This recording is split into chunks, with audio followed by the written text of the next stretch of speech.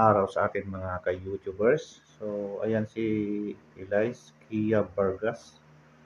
Ayan, so humingi po sa atin ng Epson receiver na, ayan, basahin natin yung kanyang message dito. Good morning po. Nag-follow na po ako. Sana ma-share nyo po yung receiver na L3210. Ayan, so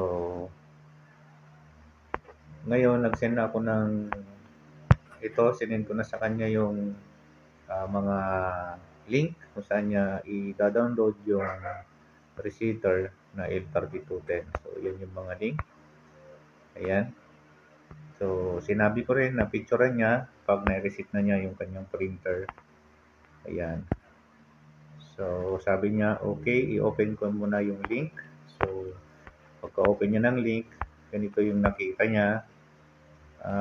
May X dito. So, hindi niya yan mabuksan dahil naka-turn on yung antivirus niya sa kanyang laptop. Kaya bago mo i-download yung ibibigay ko na link ng receiver na kailangan mo ay turn off mo muna yung antivirus mo para di tayo magka-problema. Yan. So, humihingi ng password. Yung password, bibigay ko rin sa'yo kung ano yung password niya. Ayan.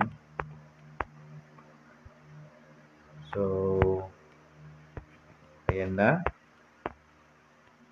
At kung ngayon ka lang napadalo sa aking YouTube channel, so don't forget to subscribe and like the video. Then, mag-comment ka na rin kung may time kang mag-comment. Ayan. So, ito po yung printer na niya na L3210. Ayan. I-zoom lang natin yung picture para makita natin.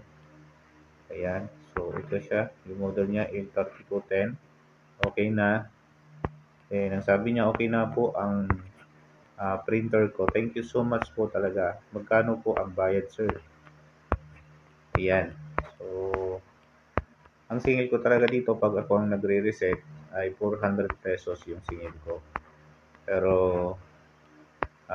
siya, ang sabi ko na lang ay mag-donate na lang siya para sa mga susunod pa na hihingi ng printer ay masisindan ko at gagamitin niyo ko yung binigay niya sa akin na load para i-load ko rin dito sa aking cellphone para makapag-send din ako sa mga susunod na hihingi pa ng receiver. So, yan. Nag-send siya ng 54 pesos. Yan. Tinanong niya kung okay na yan. So, siyempre, nag-joke na rin ako dito na kayo po kung gusto niyo dagdagan.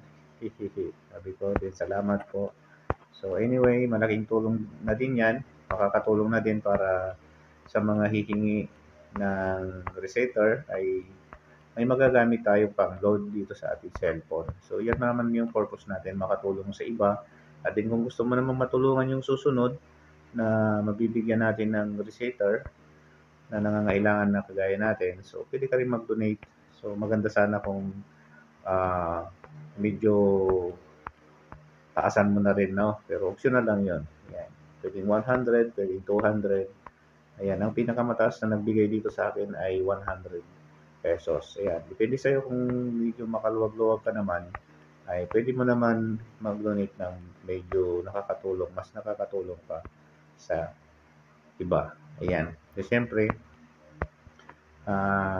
nagbabayad tayo ng internet, so kailangan din natin ng suporta nyo para maipagpatuloy natin yung ating mithiin na makatulong sa iba. Yan, sa ibang nangangailangan. So, hanggang dito na lang mga kaibigan, mga kuya, at salamat sa inyong pagsubaybay. Don't forget to subscribe dito sa aking channel. Yan. So, please subscribe. At paano natin makukuha yung link ng receiver na kailangan natin?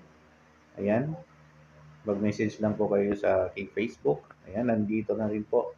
Dito sa link sa description sa ibaba ng video na to ang link ng aking Facebook. Ayan, Kuya Pablo TV Vlog. Salamat, God bless, and bye-bye.